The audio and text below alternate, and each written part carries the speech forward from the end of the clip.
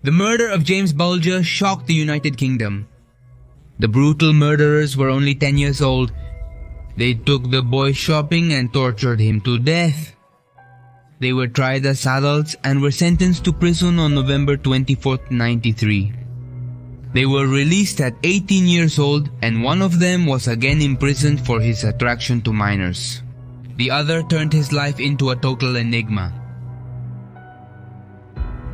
If you call me baby, just give me one more. Today, I'm going to tell you the story of two children who ended the life of James, a 2-year-old baby.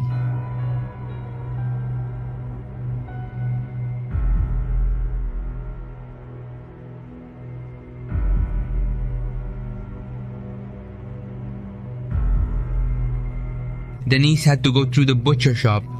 It was Friday, and she wanted to see what to buy to cook for her family over the weekend. She let go for a moment of her 2-year-old son James's hand, who was standing next to her, and focused on the seller who was serving her from the other side of the counter. That 12th of February of 93 was cold. The thermometer marked 7 degrees Celsius. But inside the shopping center, about 7 kilometers from the city of Liverpool, this in Great Britain, it was very pleasant. While Denise was choosing the cut, taking out the money from her wallet and paying, 3 minutes passed. From 3:37 in the afternoon to 3:40. When Denise looked down again to find James's hand, she couldn't find him anymore. She looked around and didn't see him either and panicked like any mother would. James Bulger was 2 years old when he was kidnapped by two 10-year-old boys in a shopping center where he was with his mom. The case that would horrify Great Britain and the world for decades was unfolding. When she panics, only 3 minutes have passed.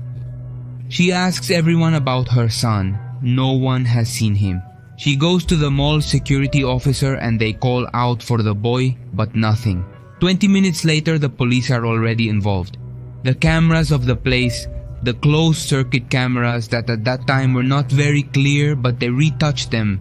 They show little James leaving hand in hand with two boys. This at 15:43 when the three minors are seen leaving the place. In the images, two children are seen approaching James at 15:38 and at 15:41 the cameras capture him walking calmly through the main gallery. When the news reports that a small child has disappeared inside a shopping mall, British families are horrified. They feel that child could be one of their own. But James's parents are calm at this moment. They have already seen that the kidnappers are not adults but only other children, not knowing the degree of evil they would have. Dennis and Ralph Bulger are convinced that everything will turn out fine. It's just a prank. After a frantic Friday and Saturday for the family and the police, Sunday, February 14th arrived. That day, unfortunately, James was found on the tracks of the abandoned station. The person responsible for delivering the news to Denise was the detective in charge of the investigation. But the question everyone was asking was, who were those boys in the closed-circuit images? It was a woman who had seen the video on television who would provide the names. She was a teacher who had recognized in those blurry figures two of her students. Very problematic ones who had just missed her class on Friday the 12th. 2 days after finding the body, she went to the police station and said it was John Benavos and Robert Thompson, the two kidnappers everyone had seen on television. I repeat, they were only 10 years old. The police went to the homes of Venables and Thompson where they discovered blood and paint on their clothes and shoes. They had found them. Let me tell you a little about what happened. That day, that afternoon, James strayed from his mother, following these two kids. Entertained, he followed them out of the shopping center. At first, they held his hand, but soon after the attacks began. 4 kilometers of terror through Liverpool. On his way he cried, asked for his mother, but in return received kicks and blows. The boy was exhausted. The boys were dragging him along. When they passed by the Leeds Canal in Liverpool, about 4 blocks from the shopping center, they forcefully pushed him, throwing him headfirst onto the pavement. James hurt his face, got a huge bruise on his forehead. Distraught, he had to keep walking. Venables and Thompson put a hat on him so his injured face wouldn't be seen. The captors laughed at him and the people who saw them passed by. There were about 38 people, the witnesses, who little or did nothing. They thought with, let's say, innocence that these 3 kids were siblings fighting. Days later, these witnesses could be told that they were accomplices to a murder that could have been prevented with the intervention of an adult. As the news spread, the remorseful ones appeared. A man said he saw Thompson kick the youngest of the 3 in the ribs. He asked them what was happening, but they got away by saying they were brothers. Here I'm going to make a parenthesis. The fact that they are brothers doesn't mean it's okay to kick them in the ribs. I don't know. It's a bit strange. An older woman saw James crying and also confronted them. But again the older boys lied. They told her that they had found him lost. She offered to take care of him and take him to the police station. But when she asked another woman to take care of her own daughter, the response of this other woman condemned James to death. She told her that she couldn't take care of her son because she had a dog that was very dangerous with children. Venables and Thompson continued on their way and got involved with James in a couple of businesses. They stole blue paint for models, a troll doll, and some batteries. At a pet store, the owner already knew the troublesome kids and chased them away. But Venables had previously told him that James was Thompson's younger brother. Lies and more lies to continue tormenting James at his whim. When they arrived at a semi-abandoned train station, the worst happened. They hit him with bricks and stones, threw blue paint in his eyes, kicked his face, which by the way left a shoe mark on his cheek. Then they jumped on his body, injuring his hand and ribs. They put batteries in his mouth and dropped a 10-kilogram iron bar on his head. These caused him 10 more fractures. Then, to finish, they placed James across the train tracks and covered his face with debris. The train passed, and that was it. Can you imagine what happened? The forensic pathologist determined that James had 42 wounds. There were so many that he said he couldn't determine which one had taken his life first. In addition, he believed there were indications of abuse in the case, as the body had been found without pants, underwear, socks, or shoes. James Bulger had been kidnapped, tortured, and his life taken by 2 boys of only 10 years old. In Great Britain, they talked about nothing else. From the recovered videos, it is deduced that they had spent a good while trying to catch some victims before choosing James. Upon being arrested, the first to confess was John Venables. I killed him. What will you tell your mom? Can you tell her I'm sorry? He seemed restless and was screaming hysterically that he wanted his clothes off because they smelled like a dead baby. Robert Thompson, on the other hand, was cold, denied everything, but gave himself away by detailing what James Bulger was wearing that afternoon. Thompson, impassive, asked if they had taken the little one to the hospital and asked if they had been able to revive him. The press dubbed him the boy who didn't cry. At that time, he became the most hated little boy by public opinion in his country. On February 20th of 93, they were accused in the South Sefton Juvenile Court and were placed under police custody. Anger and horror dominated public opinion. The families of the accused had to move to escape from people who constantly harassed them. The trial that lasted for 3 weeks began on the 1st of November 93. They were tried as adults because they committed adult crimes. The children had to be seated on a bench higher than usual to see what was happening. The prosecutor held the idea that they should be tried, as I was telling you, as adults. The court considered that they were mature enough to know that what they had done was very wrong and quite serious. They had not tried in vain to disguise their acts with lies. Denise, James's mother, hardly attended the trial because she was in the final stretch of her pregnancy with Michael. and reliving the harsh facts was totally inadvisable. On November 24th of 93, Venables and Thompson were found guilty. They had become the youngest convicts in modern British history. A judge asked for a minimum of 8 years in jail and authorized that their names be revealed. This last part was heavily criticized. The Sun newspaper started a campaign with a petition to increase the sentence and gathered 280,000 signatures. The pressure was successful, and in July of 94 it was announced that the culprits would spend at least 15 years in prison. But the appeal and the different opinions of the lawyers and justice were moving that limit.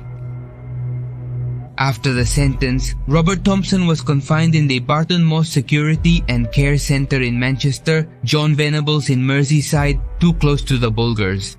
John Venables' parents visited him periodically and Thompson's mother went every 3 days. They had education and supposedly, in quotes, rehabilitation. I will now explain why, in quotes. A team of psychiatrists hired by the Bulgers' lawyers determined that Thompson fit perfectly into the profile of a psychopath. He showed no remorse. Finally, in June of 2001, shortly before turning 19 years old, they were released and provided with new identities. As no country wanted to receive them, for obvious reasons, the decision was made to move them to secret locations within England, with the same treatment given to protected witnesses. They were invented a new life with medical histories, passports, and insurance. However, the authorities imposed some conditions on them. They couldn't approach the Bulger family or the area where they lived, and they had to report to the officers. The press was prohibited from disclosing their new identities and their locations. People in Liverpool took to the streets to show their total disagreement with this decision. They were against the release and also against the huge amount of money that was being spent on them. The British government would have spent about 4 million euros since 1993. At that time, specialists were debating the causes that had led Venables and Thompson to commit the crime. They alternately blamed the past to the families of the accused, to bad company, to trendy violent movies. But for others, that was not enough explanation. Because not every dysfunctional or violent family creates murderers. Nor does every addict to violent movies turn out to be a torturer.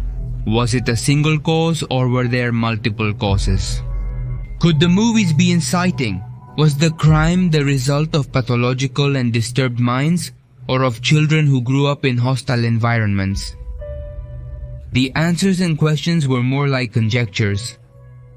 During the investigation, it was proven that the movie of Chucky, The Three, was one of the videos that John's father had rented months before the murders, but it could not be proven if John had seen them. Even so, the similarities with some elements of the crime created the theory that the boys had copied the way Chucky acted in the interrogation. The children had said that the film had inspired them, but let's focus a bit on John, the man who liked minors. John Venables was born on August 11th of 82 in the midst of a complex family. Divorced parents, abuse at home, and siblings with disabilities. Jealousy over the little attention they received would wreak havoc. In 91, he was expelled from school for his behavior against his classmates. John spent Thursdays and Sundays with his mother and the rest of the week with his dad. In 2000, a team of psychologists, when Venables was already 17, concluded in a report that the risk of him reoffending was low and that he had high chances of rehabilitation, but they were wrong. Ben Abbott was released but relapsed. When he regained his freedom in 2001, he began to drink and take or ingest illicit substances. Also, and most seriously, he was distributing not for children and also visited the forbidden region where James's family lived. Dennis, frightened at the possibility that her children might run into him, once said, "He could have been in contact with any of my children, even run into Michael."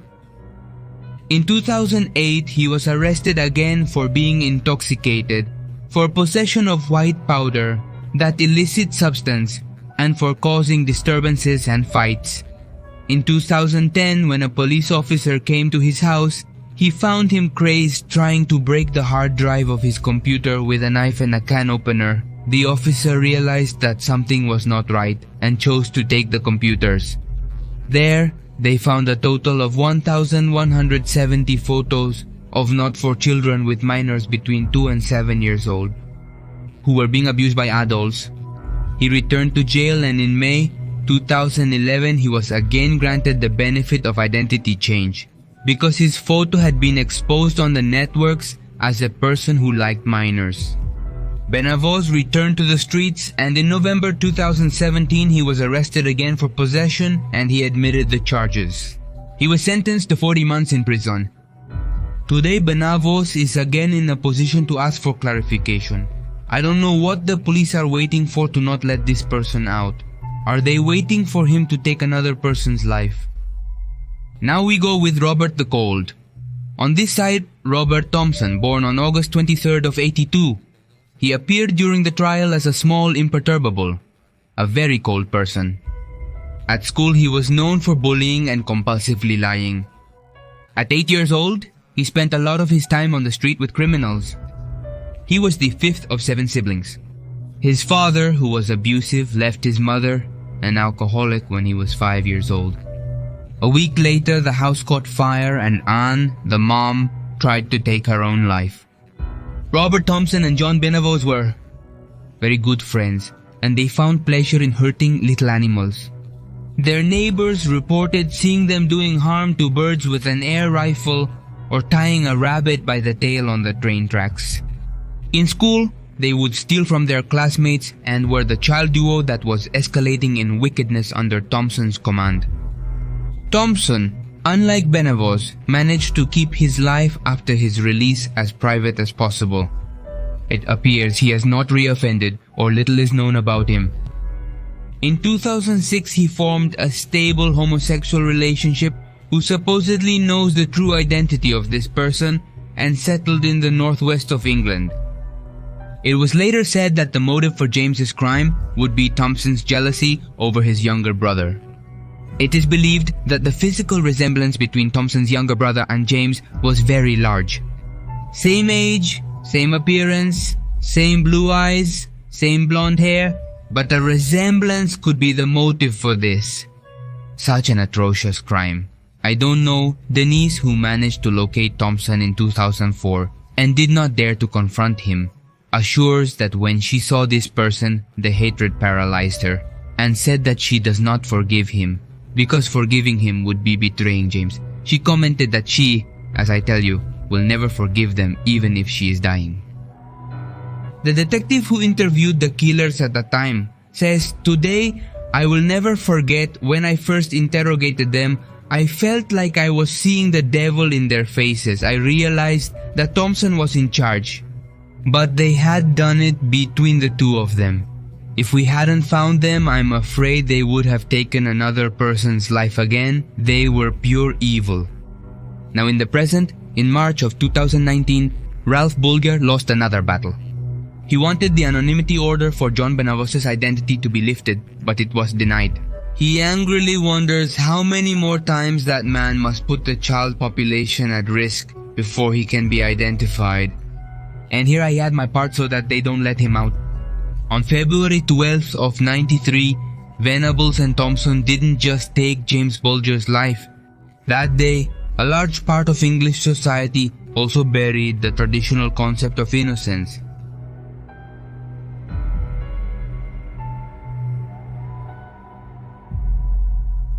If you enjoyed this video, follow me on Instagram Pepe Mysterium X, and on Facebook and YouTube as Pepe Mysterio, and on Twitter as Mysterio Pepe.